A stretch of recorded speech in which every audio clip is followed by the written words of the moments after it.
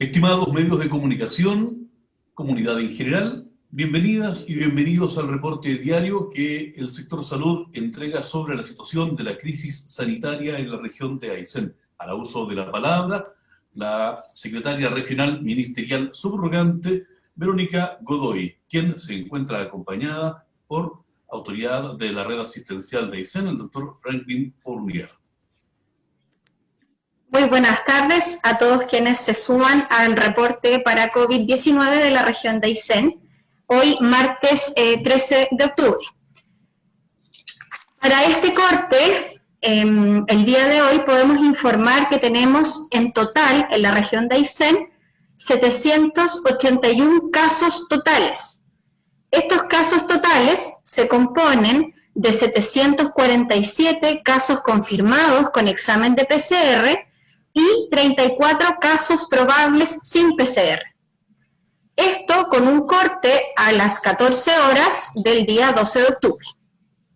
Importante señalar que de estos 781 casos totales que tenemos en la región, hay 369 que corresponden a casos activos. El caso activo lo vamos a entender como aquel caso que puede transmitir la enfermedad. Por lo tanto, este número es muy importante de mantener en la retina de que todos quienes nos están escuchando, porque es un número de cuidado. Es importante señalar también que hoy día la tasa de positividad, ¿a qué me refiero con tasa de positividad? De todos los exámenes que se toman, ¿cuántos de esos resultan positivos? Tenemos una tasa acumulada de 4.3%. ¿Por qué me quiero detener en este punto? Porque la tasa de positividad nacional está al orden del 4%. Eso quiere decir que como región de Aysén estamos con una tasa de positividad más alta que el promedio nacional, que la media nacional. Y eso debe llamarnos al cuidado, al autocuidado, debe llamarnos la atención, ¿cierto?, a extremar las medidas preventivas que se han venido difundiendo desde que iniciamos la pandemia. Por otro lado, señalar que a la fecha tenemos hoy día 9 altas totales, que sumar a nuestras altas, pero mantenemos 18 pacientes hospitalizados. Respecto a la hospitalización de pacientes, el doctor Fournier se va a referir en detalle, sin embargo me quiero detener en que de estos 18 casos hospitalizados, tenemos 6 casos que están en la UCI con requerimiento de ventilación mecánica. De estos 6, hay 5 personas que son adultas mayores o personas mayores. Por lo tanto, ojo con el comportamiento de la enfermedad, está afectando a los que sabíamos que eran más lábiles de enfermarse y están requiriendo ventilación mecánica hoy día 6 ciudadanos de la región de Aysén, adultos mayores. Por lo tanto, 5 adultos mayores. Por lo tanto, no debemos olvidarnos que si yo me cuido, estoy cuidando también al de al lado, a mi vecino, a mi papá, a mi mamá, ¿cierto?, o al adulto mayor que compone mi familia. Estos datos que acabo de entregar como reporte oficial, ¿verdad? Fuera de reporte, como es la tónica, después de las 14 horas del día de ayer, lo que podemos informar a la fecha son 21 casos nuevos. Estos 21 casos nuevos son 14 casos confirmados por PCR, más 7 casos probables sin PCR. Son 20, estos total de casos nuevos, son 20 de la comuna de Coyhaique y 1 de la comuna de Aysén, 11 de sexo masculino y 10 de sexo femenino. De estos 21 casos nuevos, 12 provienen de contactos estrechos que ya estábamos estudiando y por lo tanto estaban en cuarentena. 2 provienen de la búsqueda activa o BAC que se realiza en la comunidad de personas asintomáticas y 7 casos de consultantes de los servicios de urgencia, ya sea SAPU del consultorio Alejandro Gutiérrez o urgencia del Hospital Regional Coyhaique. Aquí me quiero detener nuevamente en otro tema que tiene que ver con la búsqueda activa de casos, ¿ya? Recordar que nosotros tenemos y está activamente buscándose casos asintomáticos en la comunidad. Sin embargo, ya hemos tenido la experiencia que en algunos sectores de localidades fuera de la comuna de Coyhaique, pero también dentro de Coyhaique, el BAC, cuando se ha desplazado a ciertos territorios, a ciertas poblaciones, y se ha hecho la búsqueda de casa a casa, hay mucha población que no quiere tomarse el examen en una búsqueda activa de asintomáticos porque dicen justamente que no tienen síntomas, que no se han visto expuestos, etc. Es importante reforzar que la búsqueda activa de casos asintomáticos es tan importante como la búsqueda de aquellos que están con síntomas. Por lo tanto, si es que el móvil se desplaza a su comunidad, a su junta de vecinos, al territorio, y va a golpear la puerta de su casa para ofrecerle el examen, por favor accedan. Ayúdennos a buscar a los casos que están asintomáticos en la comunidad para aislarlos tempranamente y poder controlar de mejor forma esta pandemia. Antes de pasar a las preguntas y darle obviamente el pase al doctor Fournier, solamente señalar que esta forma de entregar el reporte el día de hoy obedece a simplificar la información a la comunidad. Nos interesa que la gente sepa cuáles son los casos totales, cuántos de esos son confirmados con PCR, cuántos de esos son casos probables, pero sobre todo cuántos casos activos tenemos en la comunidad, ¿ya? Así es que espero que se entienda mejor la información y sin más le doy el pase al doctor Fournier para entregar la información de la red. Muchas gracias, Seremi. Bueno, quisiera contarles que, dado este gran número de personas contagiadas que estamos teniendo día a día, y tanto por PCR positiva como a la suma de casos probables, que en el fondo son los contactos estrechos que presentan síntomas mientras son contactos estrechos, y que por definición ministerial pasan a ser contabilizados dentro de los casos positivos o van a ser informados tal como lo está haciendo nuestra Seremi, solo que a nivel regional vamos a hacer siempre la distinción para mayor claridad y transparencia ante la población. ¿Ya? Quiero comentarles que no quedan muestras en cola para los laboratorios, ingresaron todas las muestras. Hoy día en la mañana, a primera hora, estaban acumuladas desde la noche de ayer, 61 muestras en el Hospital Regional Coyhaique, 35 en el laboratorio SIVA, por lo cual deja un margen bastante amplio para que podamos testear a las personas sintomáticas que no son contactos estrechos y también para hacer la búsqueda activa en la comunidad, la cual se ha seguido realizando durante estos días, tanto en Coyhaique, Puerto Aysén, que es donde hemos tenido mayor cantidad de casos, como en el resto de las localidades de la región, con especial énfasis, por supuesto, en las localidades en donde se han pesquisado casos activos, o sea, positivos, personas que pudiesen haber contagiado al resto de la comunidad. Quiero comentarles que además nuestra red asistencial en cuanto a la atención de los establecimientos, tenemos cada vez un menor número de personas funcionarias que se encuentren fuera de sus labores producto de haber sido contagio o contacto estrecho. Tal es así, no sé si recordarán las cifras anteriores, en donde teníamos una veintena o treintena, incluso en el Hospital Regional Coyhaique llegamos a tener casi 60 personas fuera de sus labores producto de esto mismo. En este momento, en el CESFAM Dr. Alejandro Gutiérrez, tenemos solamente 7 personas fuera, producto de ese contacto estrecho, caso positivo, y que en los próximos días se van a reincorporar. En el Víctor Domingo Silva quedan 5 personas que están fuera, y en el Hospital Regional Coyhaique tenemos 38 personas que estarían fuera por ser positivo y 17 por ser contactos estrechos.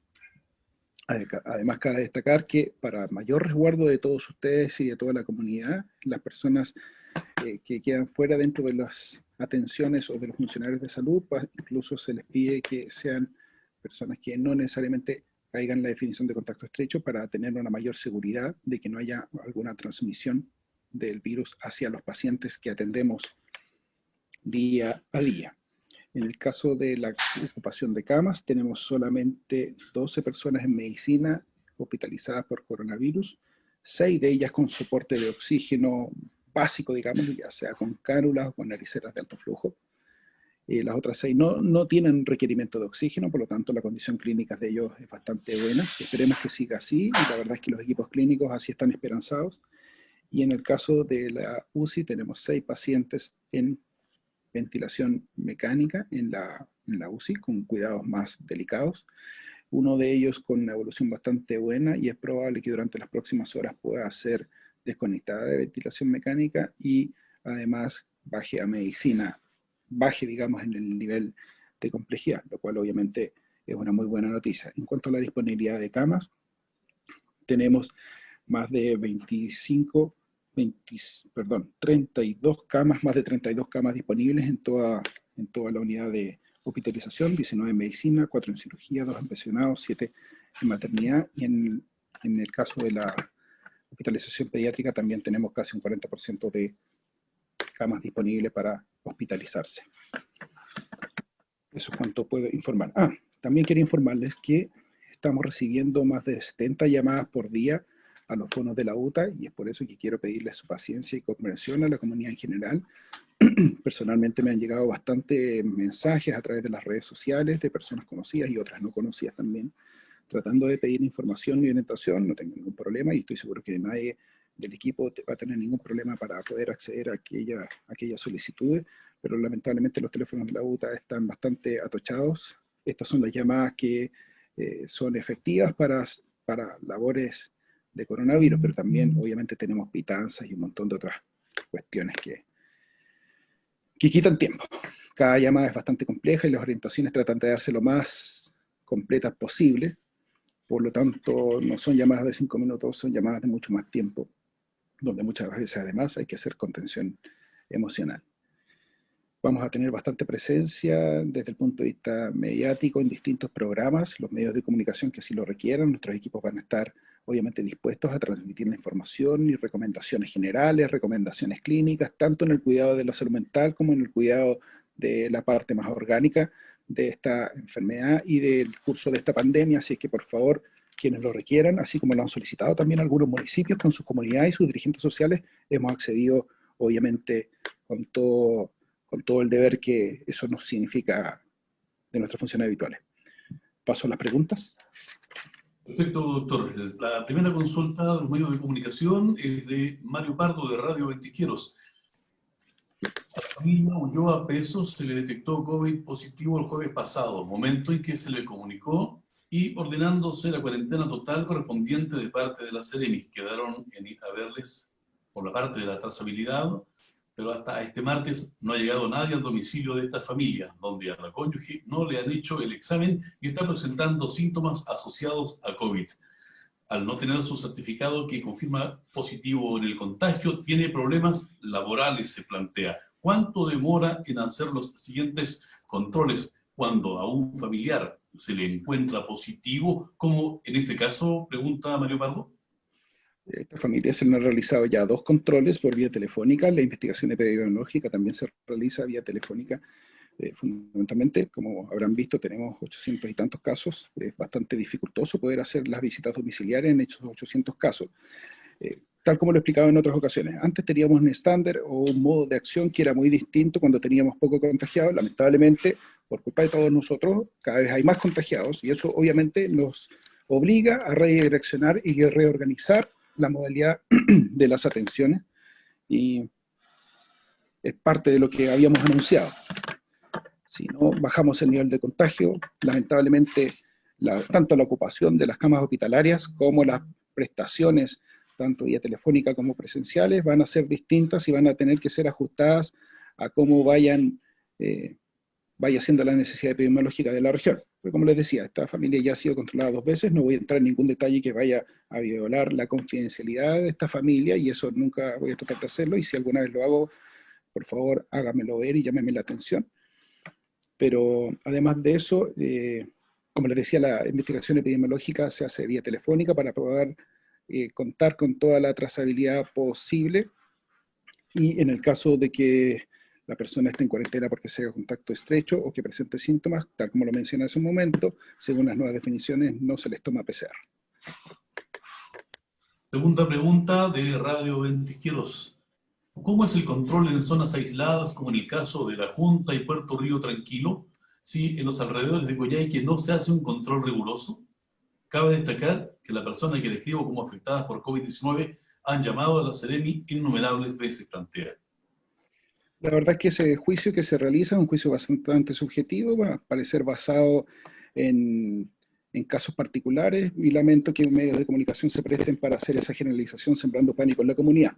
Dicho esto, las unidades de vigilancia epidemiológica que están disponibles en toda nuestra red asistencial, son las que se hacen cargo de toda esta investigación y todas las atenciones que se requieran. Obviamente, en el caso de que alguna familia o algún paciente nuestro requiera alguna atención por agravamiento de su condición de salud, se debe activar obviamente en primer lugar el 131, y si es que no es posible acceder a aquello, se debe activar obviamente los fondos de la UTA, pero recordemos que ante situaciones de agravamiento clínico, vale decir, una condición de salud orgánica que requiera alguna atención o que la familia tenga alguna duda, evidentemente son los servicios de urgencia los que deben resolver y no la UTA. La UTA se encarga de la trazabilidad, de la investigación epidemiológica, no de resolver las condiciones de salud y enfermedad, ¿ya? Orgánicas, ¿ya?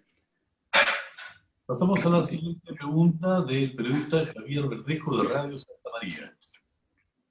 A raíz del fallecimiento de la persona con COVID ocurrido el pasado fin de semana, ¿cómo se realizó la notificación de caso positivo? ¿Se le entregó apoyo psicológico, entendiendo lo que esta enfermedad puede generar en los adultos mayores?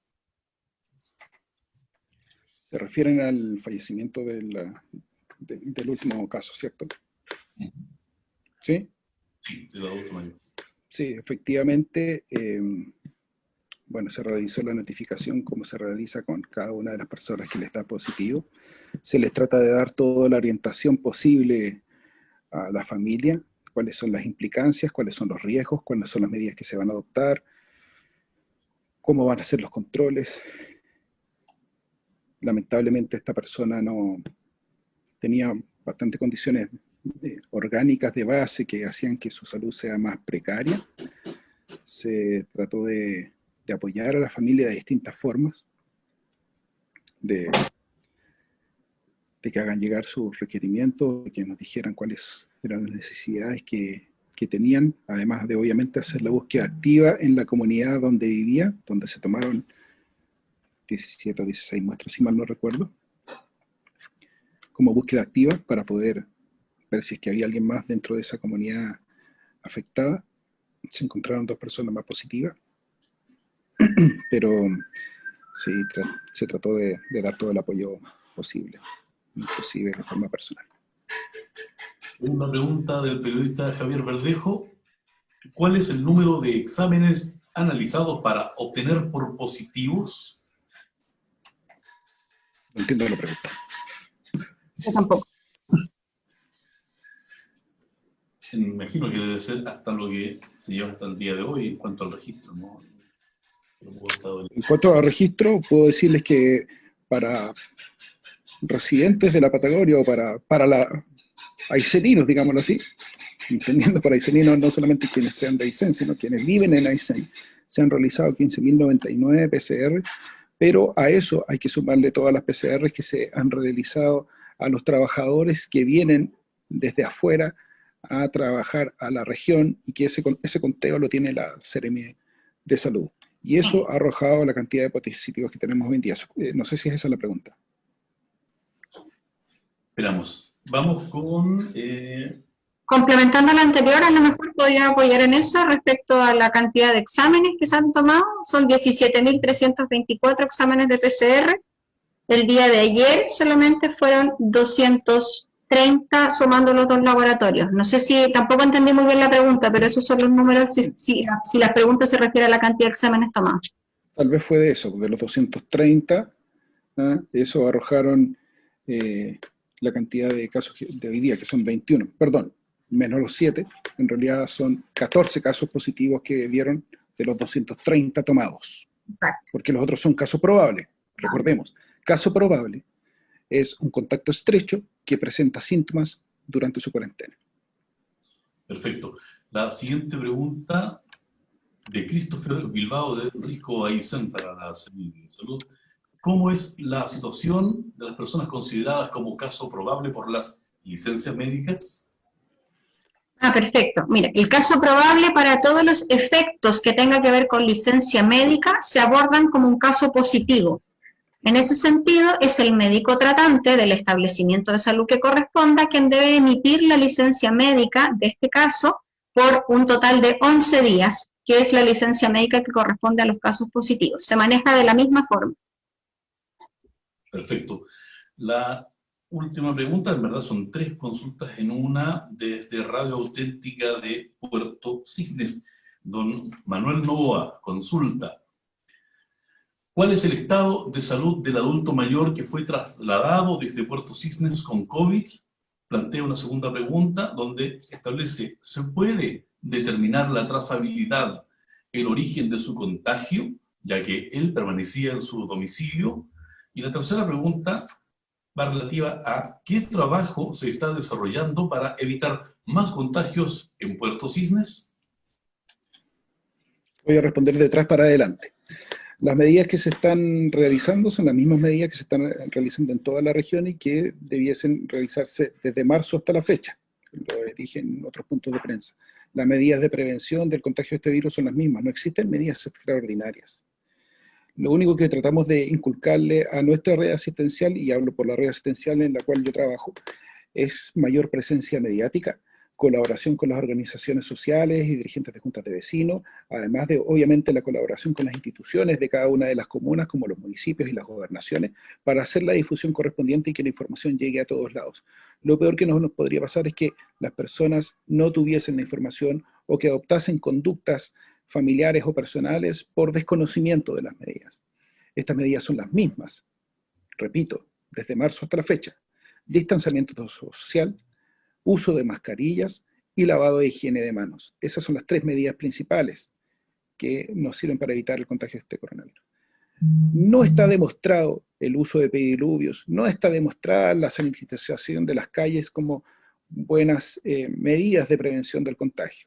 Si bien se ocupan, por supuesto, porque teniendo los recursos, utilizarlos, si es que no producen daño, obviamente, se pueden utilizar, pero no está demostrada que esas medidas pueden ayudar más. Obviamente, otra de las medidas que se está realizando en la localidad es poder determinar dónde está la trazabilidad de este caso, para poder identificar los contactos estrechos y la fuente, obviamente, contagiante. Y si es que se nos ha pasado por alto, si es que llegamos a encontrar la fuente contagiante o el caso primario que ocasionó este caso positivo que menciona nuestro periodista, poder determinar si es que se nos pasó por alto algún contacto estrecho o no fue reportado algún contacto estrecho que haya desencadenado el no poder haber hecho la prevención necesaria. Con respecto a las otras 2 preguntas, con respecto al estado de salud, solamente voy a decir que se encuentra estable y no se encuentra en unidad de pacientes críticos, y con respecto al resto, la verdad es que raya un poco en la confidencialidad del caso. Por lo menos conmigo no se ha comunicado, ni yo me he comunicado con el paciente para solicitarle la autorización de poder difundir más allá de lo que les estoy informando. Tal vez este tipo de consultas sería mejor dirigirlas directamente con los pacientes o con la familia de ellos, ya que, como les digo, como autoridades de salud y funcionarios de salud tenemos que resguardar 100% la confidencialidad. Perfecto. Agradecemos entonces a los medios de comunicación que han estado siguiendo esta transmisión, que obviamente busca mantener informada a la población respecto de las medidas que la autoridad sanitaria y la red asistencial han adoptado para el efecto de enfrentar el COVID-19 en la región de Aysén. Muchas gracias. Buenas tardes. Buenas tardes.